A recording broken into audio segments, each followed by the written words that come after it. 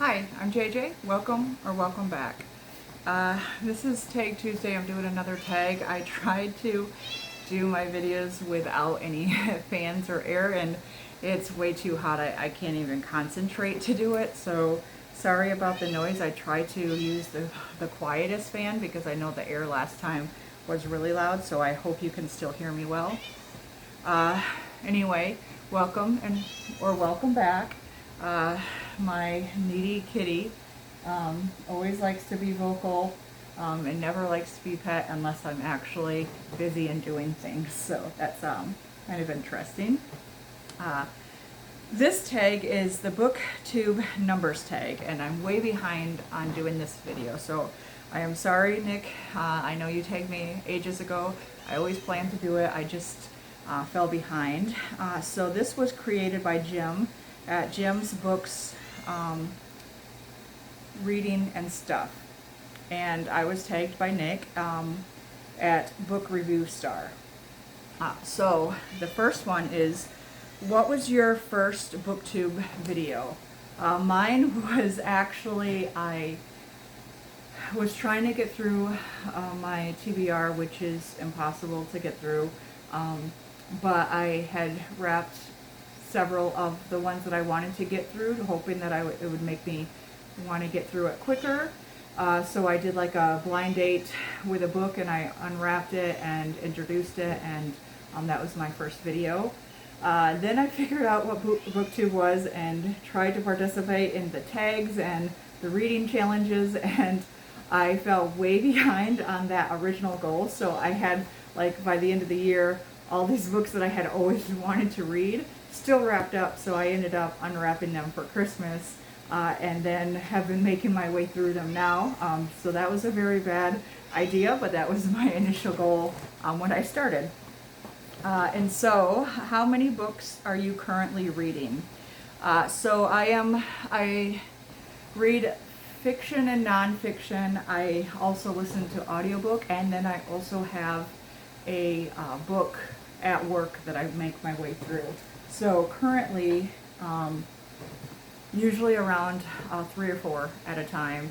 The audiobooks cycle through much quicker, but the physical books, if there's one that I'm really enjoying, I will read that one more than the others. But I try to, like, I have a plan for weekends when I'm free. I plan to make my way through a book. So I pick up a book for a weekend. I also have a book that I, like I said, read at work. And then I have one that I read at home throughout the week where I can just get like a chapter or two in, and that's usually something that I'm not as interested in, or something that I know is just going to take longer, that I need to kind of meditate on and stuff like that. Number 3, what were the top 3 books that you made last year, or that you read last year? I need to improve my writing. So I read the Beartown trilogy as well as My Friends by Frederick Bachman last year. I devoured all 3 of the Beartown trilogy books. I absolutely love them, and so I'm counting all of them as one, though. Another one that I really enjoy that I don't get to talk about much is Funny Boy, and this one is by Shyam Salvadori, and this one is coming-of-age story about a Sri Lankan boy during a time where it was like the Civil War between 2 different, I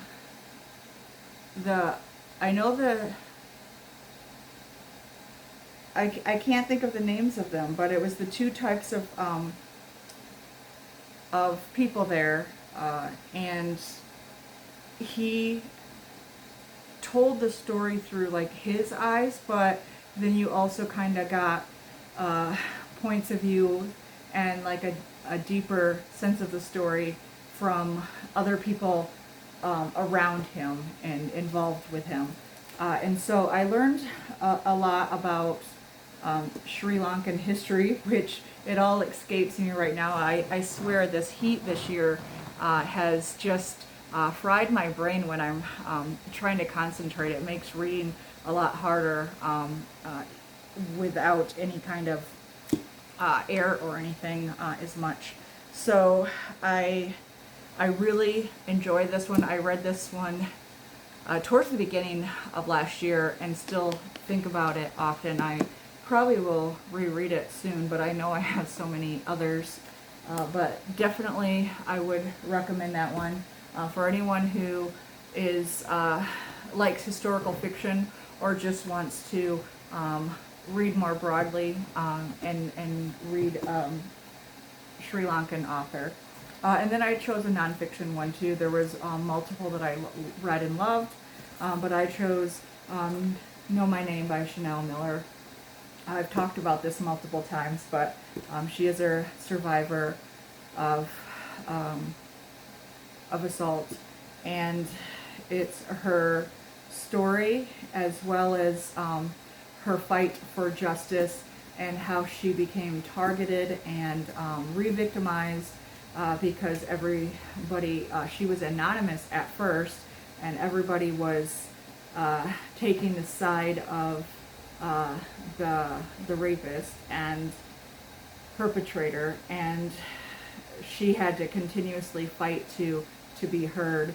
And at the end of this book, she actually also includes her victim impact statement, and that alone is worth the price of this book. She's very well spoken, and that in particular is such an incredible read. But the whole story and how she never gave up, how it affected everybody around her and her family and her relationships with them, but also how she still had this hope for people. And I just really, it was a really well done story. It is her memoir, and I recommend it to anyone. If there is detailed information about what happened to her, so bear that in mind. But it is worth the read if you can not get triggered by that. And then, how many books did you read last year, including audiobooks and stuff? Like I said, I can go through those. Was 291. How many have you rated 5 stars this year? 13 so far. And some of them, though, are children's books, especially if they were talking about something meaningful and important. I rated those 5 stars. Like I read one about the Tulsa massacre, and I read one about Kurdish refugee, the bicycle.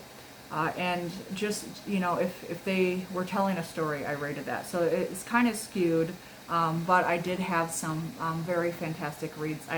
I'm going to have a really hard time wrapping up my top 10 of the year, just because I've had so many great reads. Number 6, do you have a reading target for this year, and are you on track? I never have a target, so I can't be on track or not on track, but I do plan to focus in the coming year more on,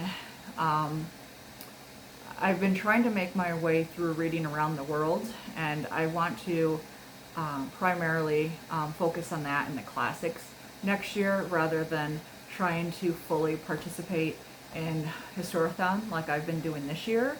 I'm still going to read a bunch of nonfiction, but I don't want to be feeling like I'm obligated to read along in staying in the timeline. I like to read widely and follow whatever rabbit holes I'm down.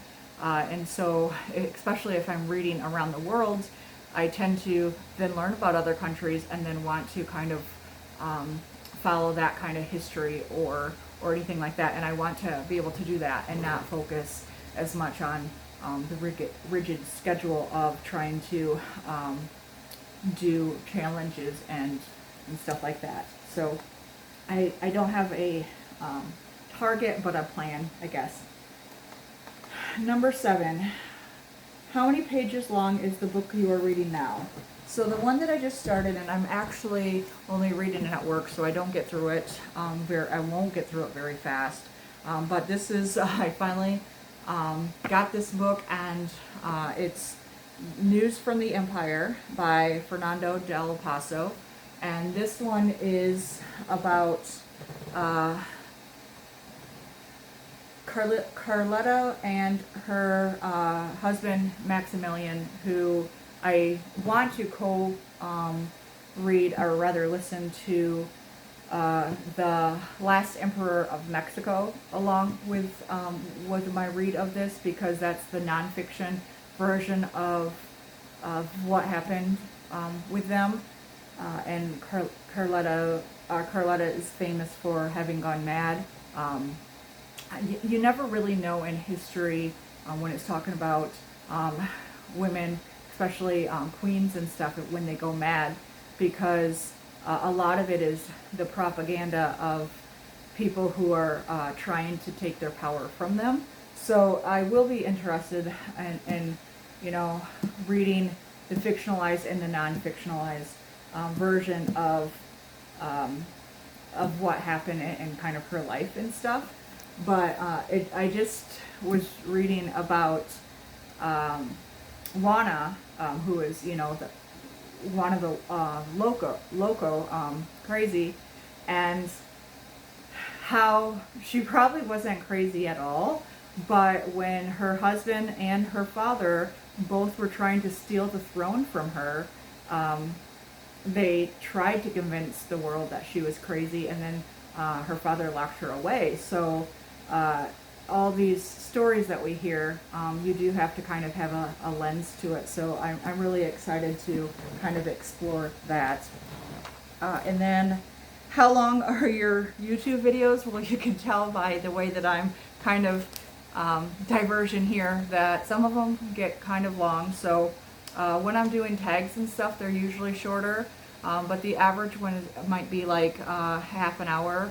If I've read multiple books, they've been longer than that, or if it's one that I need to go a lot into, I've been reading in clumps and then doing comparison and contrasts between those books and the themes in those books. So those do tend to get a bit longer, so maybe like 45 minutes.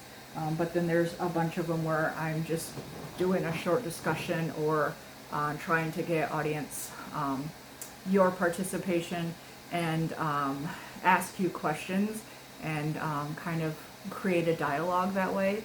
And those ones are much shorter, like 5 or 10 minutes.